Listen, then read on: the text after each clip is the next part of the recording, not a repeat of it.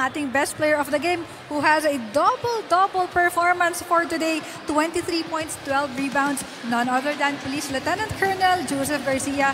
Sir, congratulations po sa inyo and sa PNP.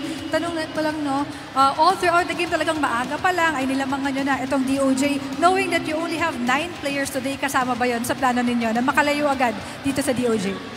Actually, no, yung umpisa natin doon sa 9 players, alam mo, yung hirap na hirap talaga kaming buuin eh. Sa practice nga, talagang minsan hindi kami nabuo. Tapos nung last game natin nung first round, di ba, may 1 week tayo, minsan hindi kami nakapag-practice sa totoo lang. Buti nga ngayon, medyo gumanda yung game namin.